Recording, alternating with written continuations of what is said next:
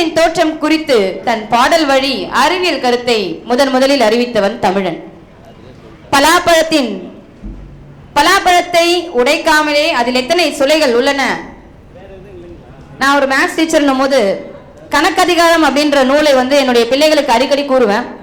ஏன்னா தமிழ் நூல் எப்பவுமே பாடப்புத்தகத்தில் முதல் பக்கத்தில் எகிப்து, ஸ்வீடன், ஜெர்மனி, அந்த மேத்தமெட்டிஷியன்ஸ், தமிழ்ல ராமானுஜம், அவரை பற்றிய கருத்துக்கள் ஃப்ரண்ட் பேஜில் இருக்கும் பாடப்புத்தகத்தில். நான் மாணவர்களுக்கு சொல்லும்போது கணக்கதிகாரம் என்ற நூலில் தமிழர்களுடைய கணக்குடைய அறிவு ரொம்ப விசாலமானது, நம்ம அது பாதுகாக்க தவறிவிட்டோம். சில நூல்கள் மட்டுமே உள்ளன. பலாப்பழத்தை உடைக்காமலே அதனை எத்தனை சுளைகள் அப்படி என்ன இருக்கு, வட்டத்தின் பருதியை கண்டறிக்கிறதுக்கான சூத்திரம், இது எல்லாமே பாடல் வடிவில் உள்ளது கணக்கதிகாரம் என்ற நூலில். பலாவின் சுளையறிய வேண்டுகிற லாங்கே சிறுமுள்ளு காம்பருக்கு எண்ணி வருவதை ஆறார் பெருக்கி ஐந்தினை கீந்திடவே வேறென்ன வேண்டாம் சுளை. பலாப்பழத்தை உடைக்காமே உள்ள எத்தனை சுளை அப்படின்றதுக்கான ஃபார்முலா கணக்கதிகாரம் என்ற நூல் அதுக்கான சூத்திரம் கொடுத்திருக்காங்க.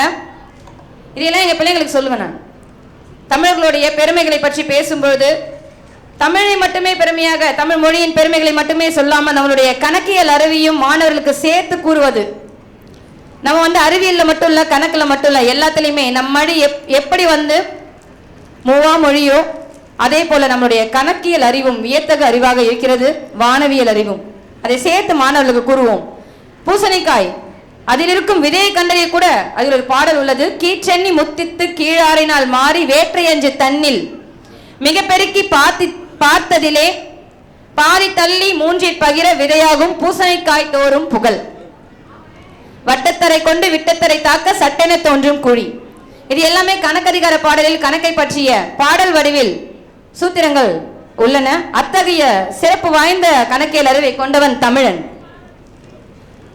பேரண்டத்தின் தோற்றத்தை குறித்து அவனுடைய அறிவியல் பார்வையை சற்று முன் பாடல் வடிவில் கூறினேன்.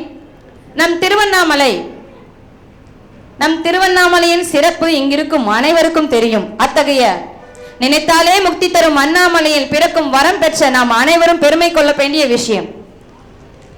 சிதம்பரத்தை தரிசித்தால் முக்தி, காஞ்சியில் நீராடினால் முக்தி. ஆனால் நம் அண்ணாமலை, திருவண்ணாமலை, நினைத்தாலே முக்தி தரும் அண்ணாமலை நம் அண்ணாமலை. ஏக மலையாக தெரியும் மலை, மலை சுற்றும் வழியில் நீங்கள் நின்று பார்த்தால் இரண்டாக தெரியும்.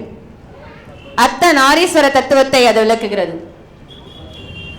மலையின் பின்னால் மேற்கு திசையில் இருந்து பார்த்தால் அது மூன்றாக தெரியும். சிவன், பிரம்மா, திருமால், மூன்று தெய்வங்களை ஒன்றாக குறிக்கும் தத்துவம் அது. நம் திருவண்ணாமலை 6312 கிலோமீட்டர் பரப்பளவு கொண்ட புண்ணிய பூமி. கடல் மட்டத்தில் இருந்து சுமார் 171 மீட்டர் உயரத்தில் இருக்கிறது. பழமையான நகரங்களில் ஒன்றான நம் ஊர் பற்றிய பாடல் பரிபாடலில் வருகிறது. பஞ்சபூத தலங்களில் அக்னி தலமான மலை நம் மலையே லிங்க வடிவாக உள்ளது. பல்வேறு பாடல்களில் நம் தல புராணங்கள் உள்ளன. சீல முனிவோர்கள் செரியும் மலை, சிந்திப்பார் முன் நின்று முக்தி வழங்கும் மலை, ஞான நெறி காட்டும் மலை, ஞான முனிவோர்கள் நித்தம் நாடும் மலை நம் அண்ணாமலை.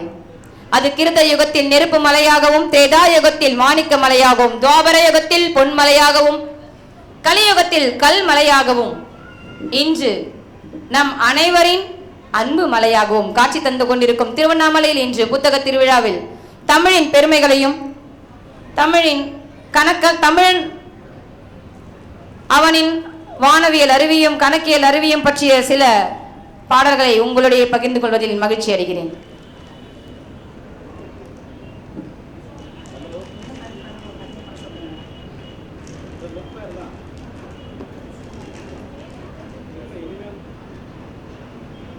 இன்னும் ஒரு சில மணித்துளிகளில் அடுத்த நிகழ்வு தொடங்க இருக்கிறது.